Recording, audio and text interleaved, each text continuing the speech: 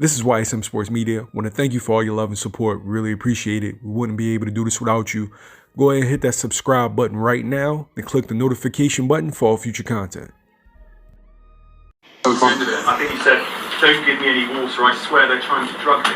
Yeah. Could you expand a little bit on that? I can expand a little bit on it. We know that cheats, right? These people are extremely good at cheating. So they tried it with the gloves first, and they even gave me the wrong gloves in the end as well. There wasn't the gloves that I opted for. They were over gloves. I wasn't happy, but I thought I can't be making any more commotions, so I'll just take them. So that was the gloves. Then they put 6-inch thick of memory foam all over the ring. Then Peter sussed that out in about 2 seconds. Big arguments. The fight was nearly off and on and off and on. So they had to sort it. And then he had his bandages on and his wraps on before we even come into the changing room. So he had to take them off. The weigh-in. The weight. They said I was 17 stone 8 on the scales when I was 18 stone 4.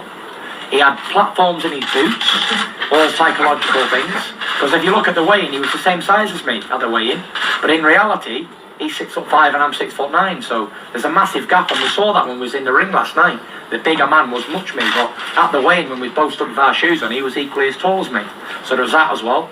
There was all these little things that they thought might affect fighters in the past, might work against me, but not one of them did. It didn't faze me one bit. 50-odd thousand people didn't faze me 1%. I've got one little saying: if God is with me, who can be against me? Nobody. So you seriously were worried that they... And listen, I had good information off of good resources not to touch anything in the changing rooms because they might try and drug you. And someone tried to pass me water from all sorts. And unless it was sealed, contained from my own baggage, because I had my friend Dave, he brought all the waters over and the drinks from England, there was no chance of me getting drugged. And after the fight, I went home dehydrated before I even touched anything because I'm so frightened of being drug tested and failing the drug test when they give me something. Then I didn't want to take waters or any drinks or any food from anybody. So, perfect. Can't be too careful, can you? Prevention's better than cure, I say.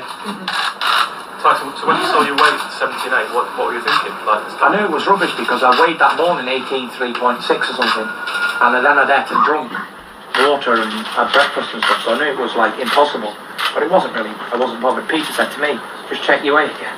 So there's no need to. I checked on 2 scales and I use the same scales every fight, and they said I wasn't the weight I was. So it was just all mind games, just to try and cause an upset, really. I decided to post that throwback because I'm seeing fans, media pundits, and even fighters clown Deontay Wilder for some of the accusations that him and members of his team have made against Tyson Fury and Mark Breland. Now, I don't know if any of these accusations is true. Honestly, no one does except for the parties that's involved. But for people to act like a fighter accusing another fighter of cheating is foreign, and this is something that Deontay Wilder has made, or this is like his invention, is ridiculous. It's ridiculous. This is something that goes on in the sport, both cheating and the accusation of cheating. So for all those folks who've been criticizing Deontay Wilder night and day, number one law of physics: energy is neither created nor destroyed. It is transferred from one object to the next. You got to keep that same energy. You got to keep that same energy. Simple as that. Fury has accused Vlad of cheating, and one of those things was actually proven. One of Wilder's things was actually proven, not as far as the egg weights with the gloves, but the manipulation of the glove. We all know that's true. Ricky Hatton has come out and said that Tyson Fury likes a loose left glove for a particular reason. It gives him the flick of the jab. It extends his reach. And for whatever he wants at that particular moment, it gives him an advantage. We know that to be true based off of his trainer acknowledging that being so. And I'm going to reiterate, I don't know what happened. I don't know if what Wilder is saying is true. I don't know if Fury's right. I don't know. I wasn't there.